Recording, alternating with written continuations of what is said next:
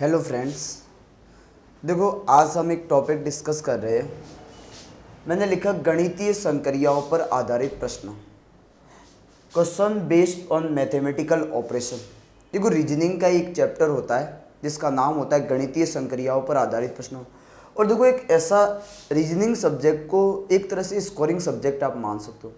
अगर आपको उसको थोड़ा बहुत भी अगर ज्ञान है तो इसका मतलब रीजनिंग के प्रश्न आप आसानी से कर सकते हो।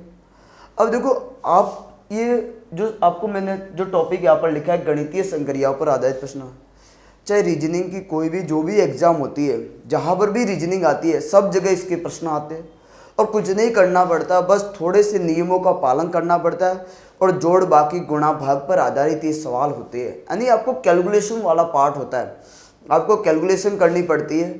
और देखो अभी जैसे आने वाले समय की अगर एग्ज़ाम की बात करें, जैसे अगले महीने में जैसे लोको पायलट या असिस्टेंट लोको पायलट या और भी अदर स्टेट लेवल की एग्ज़ाम होगी, तो रीजनिंग जहाँ भी आएगी ये चैप्टर अपने आप में एक इम्पॉर्टेंट है। और देखो इस चैप्टर को पढ़ने से मैं कुछ बातें बता रहा हूँ कि हम गणितीय संक्रियाओं पर आधारित प्रश्न, देखो इसी चैप्टर को अगर हम गणित में पढ़े तो एक सरलीकरण नाम दिया जाता है जिसका होता है सिंप्लीफिकेशन। लेकिन हमारे रीजनिंग में इतना काम नहीं करना है। देखो मैं एक नियम बताता हूँ आपको, क्या याद रखना है। जब भी गणितीय संक्रियाओं पर आधारित प्रश्न आते हैं तो एक नियम लगता है बॉडमास का। कौन सा नियम लगता है? बॉडमास का नियम लगता है। अब देखो यहाँ पर बॉडमास का मतलब क्या होता है, आप इसको याद करने का तरीका बदमाश ऐसे भी याद कर सकते हो। लेकिन देखो बी का मतलब होता है ब्रैकेट, छोटा ब्रैकेट मंजिला और बड़ा ब्रैकेट, हमें कोई मतलब नहीं है रीजनिंग में। ओ का मतलब ऑफ, ऑफ का मतलब का, हमें देखो ये चार इनका मतलब है। देखो डी का मतलब होता है डिवीजन, समझना है यहाँ पर। डी का मतलब होता है डिवीजन और डिवीजन का मतलब ये भाग का जो सिंबल होता है ये डिवीजन आपका हो गया।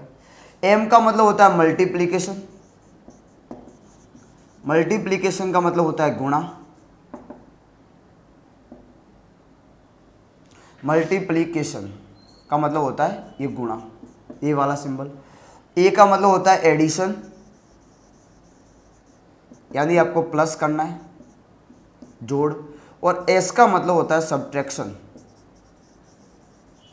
यानी आपको बाकी या घटाना है।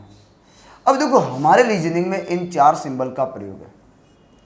अगर आपकी समीकरण में भाग, गुणा, प्लस और माइनस दे रखे हैं चार सिंबल, अब देखो इनका क्रम ऑर्डर भी यही होता है। सबसे पहले कौन हल होगा? भाग, फिर कौन हल होगा? गुणा, फिर प्लस, ये माइनस। बस इतनी छोटी सी बात आपको ध्यान रखनी है। सबसे पहले भाग, फिर गुणा, फिर प्लस, माइनस। और देखो प्लस माइनस में इतना कोई फर्क नहीं पड़ता, लेकिन भाग गुणा में सबसे पहले भाग, फिर गुणा, प्लस और माइनस।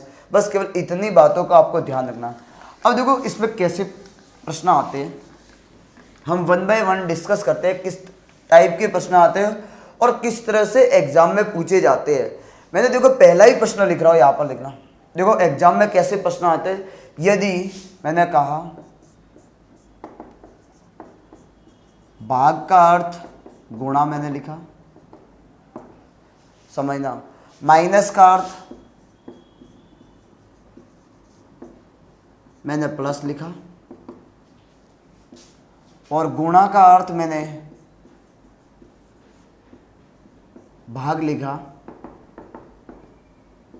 तथा प्लस का अर्थ माइनस है। तो आपसे कहा जाएगा कि बताओ निम्न समीकरण का मान क्या होगा। जैसे आपको एक समीकरण दे रखी है, यहाँ पर देखना, एक समीकरण आपको दे रखी है 20 गुणा 5 माइनस 6 भाग 3 प्लस 8 दे रखा है। ये समीकरण आपको दे रखी है। इस समीकरण का आपको मान निकालना है।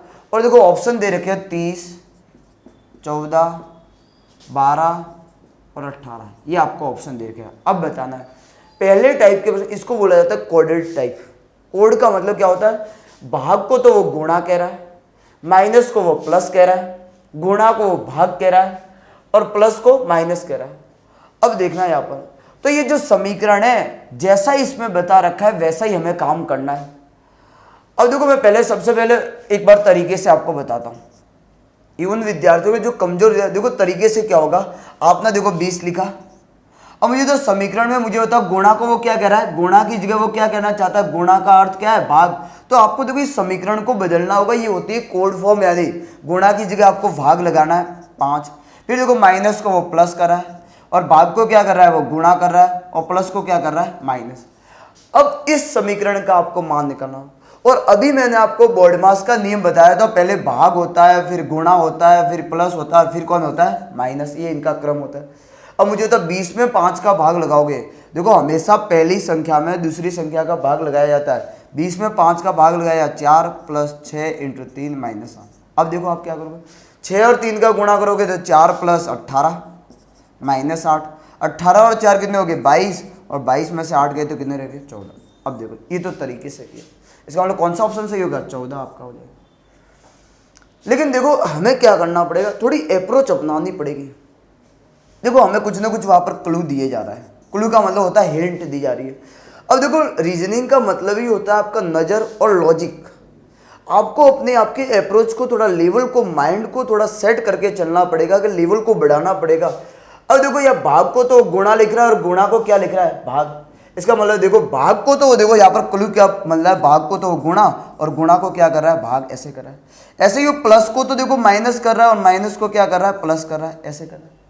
तो देखो आप अगर इतना काम नहीं करते तो थोड़ा बहुत देखो यहाँ पर भाग गुणा को क्या कर रहा है, भाग। आप 20 में 5 का भाग लगाते 4, फिर देखो प्लस और यहाँ पर गुणा हो जाता 18 हो जाता, तो मुझे होता है यहाँ पर 4 + 18 और यहाँ क्या हो जाता माइनस, 22 में से 8 गए तो 6, 22 में से 8 गए तो 14।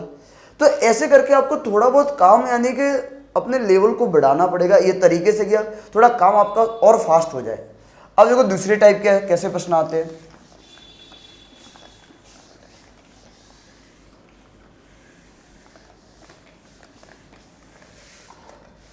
अब देखना, एक प्रश्न ऐसा आता है कि निम्न प्रश्न में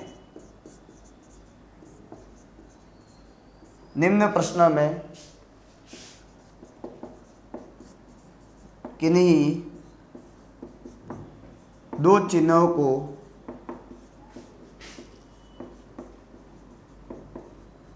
आपस में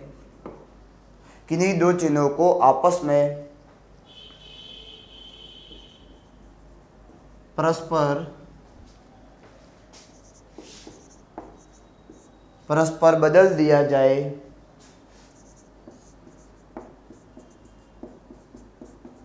कि समीकरण सही हो जाए। अब देखो आपको कौन सी समीकरण दे रखी है, यहां पर देखना। जैसे आपको दे रखा 6 + 8 भाग 4 - 4 बराबर क्या दे रखा, 8। अब देखो इसमें ऑप्शन क्या दे रखे हैं, ऑप्शन दे रखे हैं भाग तथा बराबर। दूसरा ऑप्शन आपको दे रखा है भाग तथा माइनस। तीसरा ऑप्शन आपको दे रखा है भाग तथा प्लस। और आपको जो चौथा ऑप्शन दे रखा है वो दे रखा है प्लस तथा माइनस। इसका मतलब क्या हुआ, ये जो टाइप होती है इसको बोला जाता है इंटरचेंजेबल टाइप होती है। अब वो कहता है कि इस समीकरण में किन्हीं दो चिन्हों को आपस में बदल दिया जाए या परस्पर बदल दिया जाए तो समीकरण सही हो जाए। समीकरण सही होने का मतलब क्या होगा कि दाया, देखो समीकरण में दो पक्ष होते हैं तो लेफ्ट हैंड साइड बाया पक्ष और दाया पक्ष दोनों क्या आ जाए, बराबर है। अब देखो इस सवाल में अगर आप पहले ऑप्शन ए चेक करोगे, भाग को तो आप क्या कर लोगे, भाग की जगह तो बराबर लिखोगे और बराबर की जगह क्या होगा, भाग लिखोगे। देखो कहने का मतलब दो चिन्हों को आपस में बदलना है। इसका मतलब भाग, दूसरे ऑप्शन में क्या करोगे, भाग की जगह आप माइनस लिखोगे और माइनस की जगह क्या लिखोगे, भाग। लेकिन मुझे बताओ ऐसा करने से ये आपका क्वेश्चन तो टफ हो गया, एक तरह से आपको टाइम लग जाएगा, आपका बहुत सारा टाइम इसके वेस्ट हो जाएगा। तो देखो इन प्रश्नों को करने का क्या तरीका, जब भी ऐसे प्रश्न एग्जाम में पूछे जाते हैं तो देखो आपको एक तरीका बता दो, आपको पहले चौथे ऑप्शन से फिर तीसरे पे आना है, फिर दूसरे पे आना और फिर पहले पे आना है। और कई बार आपको लगता है कि नहीं सर चौथे के बाद पहले पे आ जाओ, लेकिन दूसरे तीसरे, तो सबसे बढ़िया तरीका यहाँ पर ये होता है जब भी ऐसे प्रश्न आते हैं। अब देखो आप 1 बाय 1 ऑप्शन चेक करोगे तो टाइम ज़्यादा लगेगा, एक मोटिव टाइम आपका चल जाएगा, वेस्ट टाइम हो जाएगा। ऐसे प्रश्नों के करने के लिए पहले सबसे पहले चौथा ऑप्शन, फिर तीसरे पे आओ, फिर दूसरे पे और पहले पे आओ। अब देखो यहाँ पर मैंने पहले लिया चौथा ऑप्शन, आप क्या किया प्लस और माइनस, प्लस की जगह माइनस और माइनस की जगह क्या लिखना है 6, प्लस की जगह मैंने माइनस 8 किया, भाग 4, प्लस मैंने क्या किया यहाँ पर 4 और बराबर 8। अब मुझे होता 8 में 4 का भाग लगाओगे 2 और 6 में से दोगे तो 4, 4 प्लस 4 बराबर 8, इसका मतलब 8 बराबर क्या हो गया 8। समीकरण संतुष्ट हो गई, या दाया बाया और दाया दोनों क्या हो गए बराबर हो गए। तो जब भी ऐसे सवाल अगर आते हैं तो आपको हमेशा पहले फोर्थ, फिर थर्ड, फिर सेकंड और फिर फर्स्ट ऑप्शन को आपको करके हल करना है इन प्रश्नों को। और देखो एक प्रश्न और कैसे किस टाइप के पूछे जाते हैं, जैसे कहा जाएगा कि निम्न प्रश्नों में,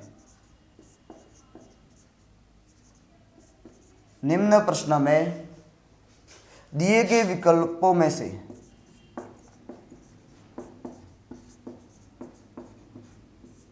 दिए गए विकल्पों में से दिए गए विकल्पों में से किन गणितीय संक्रियाओं का प्रयोग करने से, किन गणितीय संक्रियाओं का प्रयोग करने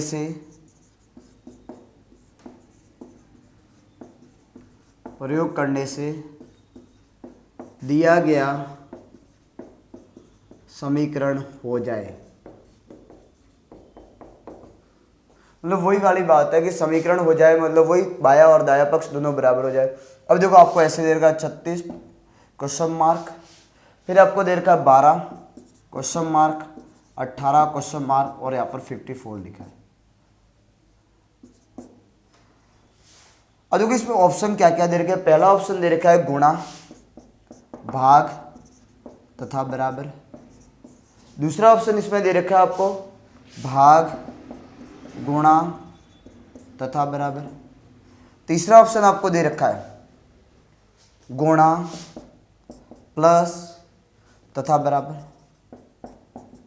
और चौथा ऑप्शन इसमें दे रखा है प्लस, माइनस तथा बराबर। अब देखो इन प्रश्नों के करने का क्या तरीका है। देखो मैं हर वैरायटी के प्रश्न आपको बता रहा हूँ कि गणितीय संक्रिया में केवल इतना ही नहीं होता कि भाग का अर्थ गुणा, गुणा का अर्थ प्लस, प्लस का अर्थ माइनस, माइनस का अर्थ भाग, ये करने होता है। इसके अलावा भी और टाइप के देखो प्रश्न बनते हैं। अब देखो आप चारों ऑप्शन को देखते हो तो देखो लास्ट वाला ऑप्शन जो देखो यहाँ पर चारों ऑप्शन में मुझे होता थर्ड वाला सिंबल तो क्या बराबर है। इसका मतलब क्या होगा कि या बराबर तो आएगा ही। इसका मतलब बराबर करके 54 आपको लाना है। मतलब यहाँ पर क्या रखो ऐसा मान इन दोनों जगह पे कि आपको 54 मिल जाए, ये बराबर थे। अब देखो यहाँ पर अगर मुझे होता गुणा करवाओगे वह भाग तो होगा नहीं, तो देखो यहाँ पर भाग और यहाँ पर आपने गुणा कर दिया तो मुझे होता ये वाला ऑप्शन सही होगा। 36 में 12 का भाग लगाओगे कितनी बार जाएगा 3, और 3 और 18 का गुणा करोगे तो कितना हो जाएगा 54। इसका मतलब कौन सा ऑप्शन सही हो जाएगा। तो ऐसा हमें सोचना है कि भाई ऑप्शन से कैसे प्रश्न किए जाते हैं, यानी कि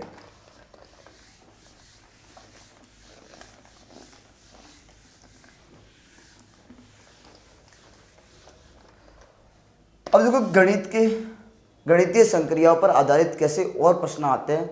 हम जो कुछ क्वेश्चंस डिस्कस कर रहे हैं। यहाँ पर मैंने लिखा 9, 189 और यहाँ पर मैंने लिखा 2।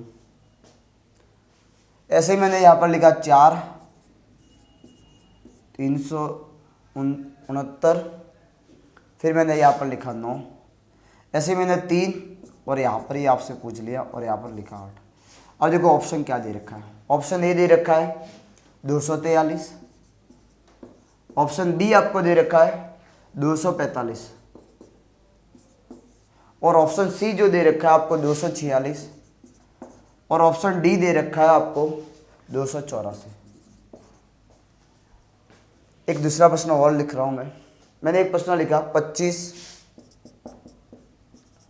बराबर 133, 36 बराबर मैंने लिखा 243। आपसे पूछा बताओ 19 बराबर क्या होगा। और यहाँ पर मैंने ऑप्शन ए लिखा। देखो मैं ऐसे ही लिख रहा हूँ 454 आपको दे रखा है और देखो 654 दे रखा है, 730 सी ऑप्शन दे रखा है और डी ऑप्शन दे रखा है। अब देखो दो प्रश्न मैंने देखो मेरे कहने का मतलब है कि ये प्रश्न है एक तरह से गणित के यानी कि और रीजनिंग में देखो गणितीय संक्रिया पर कैसे होगी।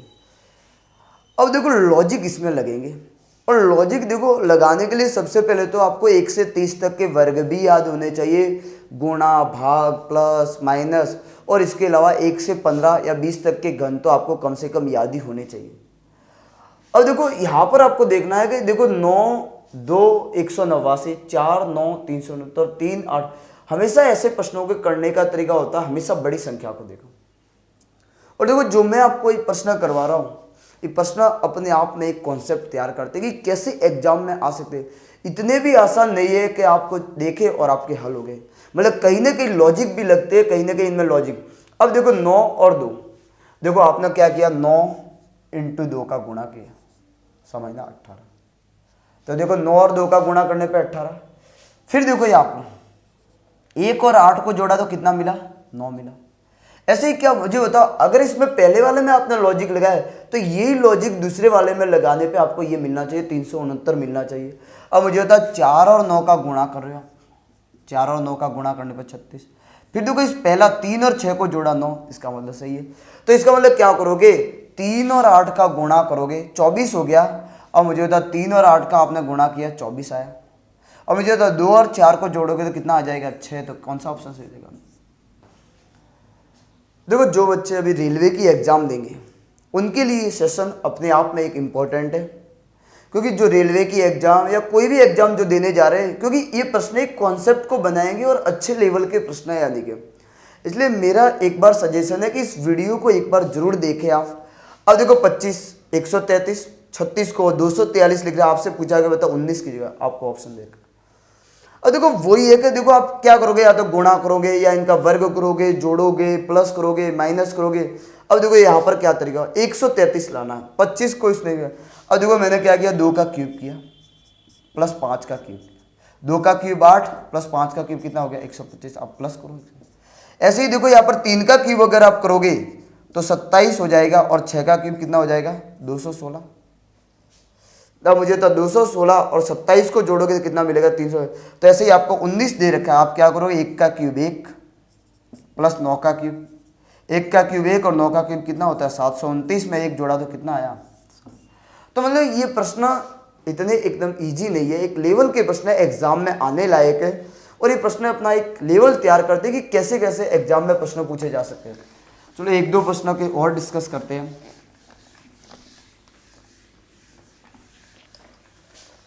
अब देखो एक प्रश्न मैंने और लिखा है यहाँ पर कि यदि, समझना यहाँ पर मैंने एक प्रश्न लिख रहा हूँ कि यदि 4 × 9 × 3 बराबर आपको 4 दे रखा है। ऐसे एक प्रश्न मैंने लिखा 5 × 3 × 1 बराबर आपको 9 दे रखा है, और आपसे पूछा गया तो बताओ 9 × 9 × 7 बराबर, बताओ क्या होता है।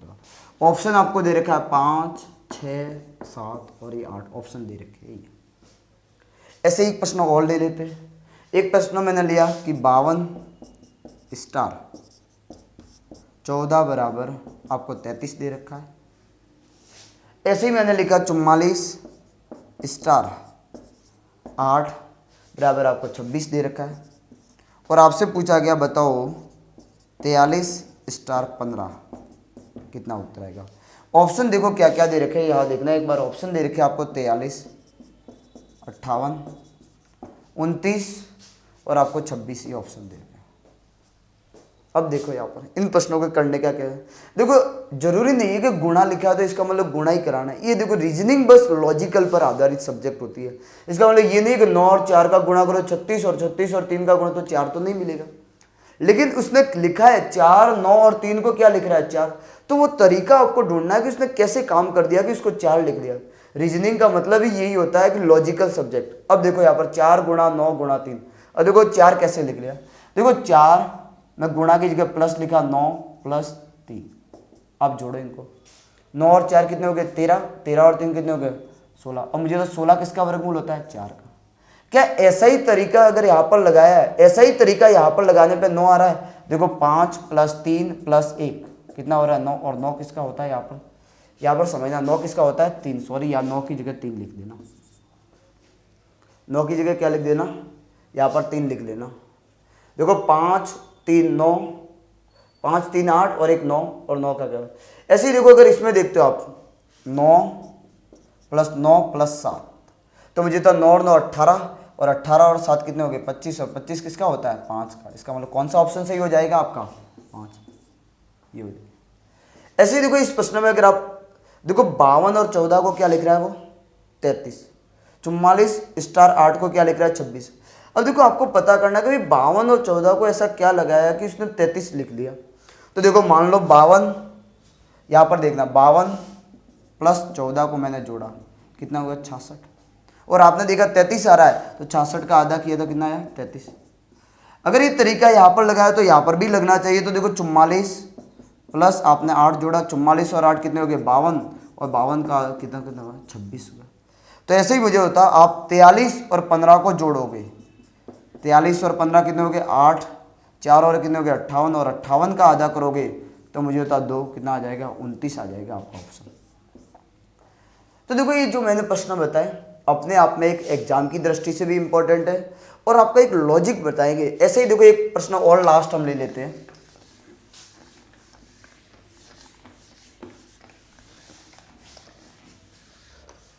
एक प्रश्न मैंने लिखा 5%, 4%, फिर 2 बराबर आपको 27 लिखा।